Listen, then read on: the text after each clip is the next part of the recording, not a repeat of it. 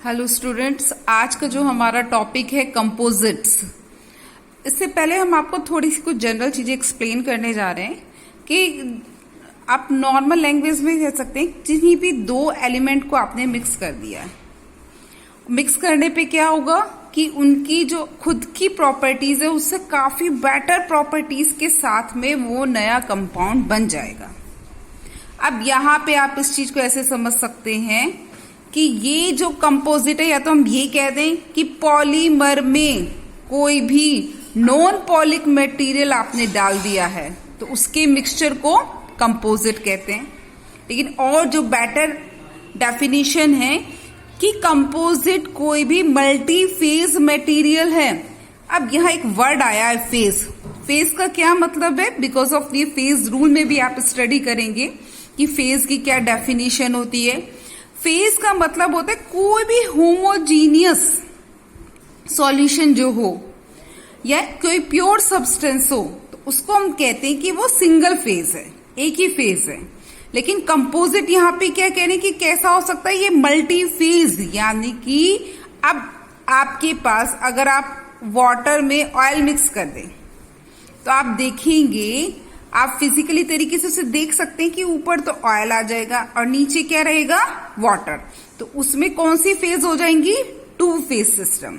तो यहाँ पे भी कंपोजिट को क्या करें? मल्टी फेज है, दो या दो से ज्यादा है इसमें मल्टी फेज मटेरियल है, जिसमें क्या होगा आपका कि जो दो या दो से ज्यादा फेजेस हैं वो फिजिकली डिस्टिंक्ट, यानी कि आप फिजिकली उसको देख सकते हैं कि अलग अलग मटेरियल से बनी है, और केमिकल भी डिस्टिंक्ट और केमिकल तरीके से उसको सेपरेट भी किया जा सकता है। और उनके बीच में जो फेज आती है उसको कहते हैं इंटरफेस, जो कि सेपरेट करती है दोनों को, इसे कहते हैं कंपोजिट। चलिए अब यहाँ एक एग्जांपल लेके बताते हैं। हम ये कह रहे हैं कि एक फेज तो ये रही, यानी एक कंपाउंड तो आपका ये रहा, और दूसरा आपने इसमें ये मिक्स कर दिया है। तो ये मिक्स पूरा नहीं हुआ है। अगर हम शुगर को वाटर में मिक्स करते हैं तो वो पूरा जब डिसॉल्व हो गया तो वहां सिंगल फेज होती है। लेकिन ऑयल को जब वाटर में मिक्स करते हैं तो वो आपकी कैसी रहेगी? वो आपकी टू फेजेस हो जाएंगी। तो यहाँ पे दो आपके मटेरियल्स लिए गए हैं, उनको मिक्स कर दिया गया है, और तो ये कौन सा सिस्टम हो गया? टू फेज हो गई इसमें। अब जहां से ये अलग हो रही है दोनों की दोनों फेज, उसको क्या कहते हैं? इंटरफेस कहते हैं। ये फिनोमिनन यहाँ पे यूज होंगे।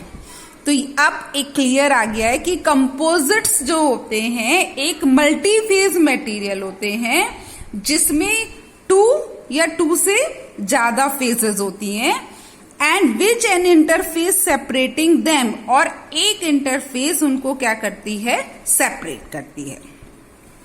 अब ये आया है कि ये जो हम दो फेसेस की बात कर रहे हैं उनमें एक तो आपकी होगी मैट्रिक्स, और matrix in the form of the metal, ceramic और पॉलीमर। अब ये जब आपको बता रहे कि कंपोजिट्स जो हैं वो क्या हैं, टू फेसेस के मिलने से बनते हैं। अब ये बताया गया टू फेसेस है कौन सी? कि एक फेज जो आपकी है उसको कहेंगे मैट्रिक्स कंपोजिट की, और जो दूसरी फेज है उसको हम कहेंगे डिस्पर्स्ड फेज या रेनफोर्सिंग मटेरियल। अब देखिए एक और दो टर्म आई है यहाँ पे, डिस्पर्स फेज। कोलाइड्स में हम दो चीजें पढ़ते थे। डिस्पर्स फेज को डिस्पर्सन मीडियम में डिसॉल्व किया जाता था।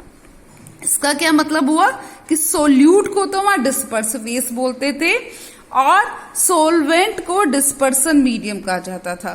अब सेम हम यहां ले रहे हैं कंपोजिट्स में कि टू फेजेस होती हैं कंपोजिट्स में।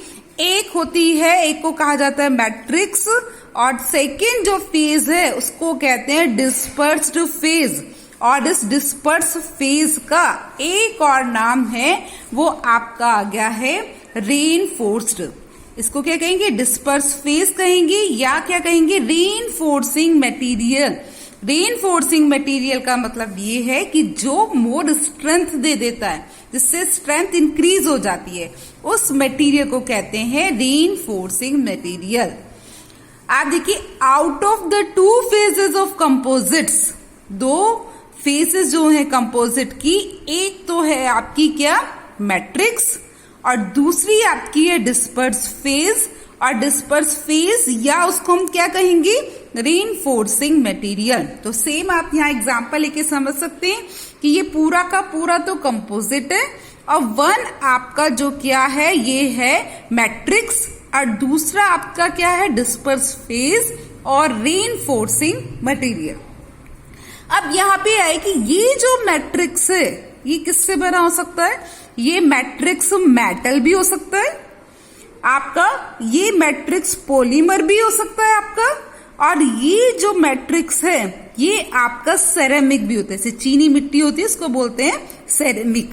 तो यानी आप मेटल लें या आप पॉलीमर लें या आप सेरेमिक लें, और दूसरी फेज उसमें क्या होगी, जो डिस्पर्स फेज बोल रहे हैं, वो या तो आपकी फाइबर होगी या वो आपकी पार्टिकल होगी। तो जब हम इन दो मटेरियल्स को आपस में मिक्स कर देते हैं, तो जो अगर मेटल के लिए है तो मेटल की रेस्पेक्ट में इनकी जो प्रॉपर्टीज है वो बहुत ज्यादा इंप्रूव्ड हो जाती हैं। पॉलीमर लिया है तो उसकी इंप्रूव्ड हो जाती है, सेरेमिक लिया है तो आपने उसकी भी इंप्रूव्ड हो जाती है।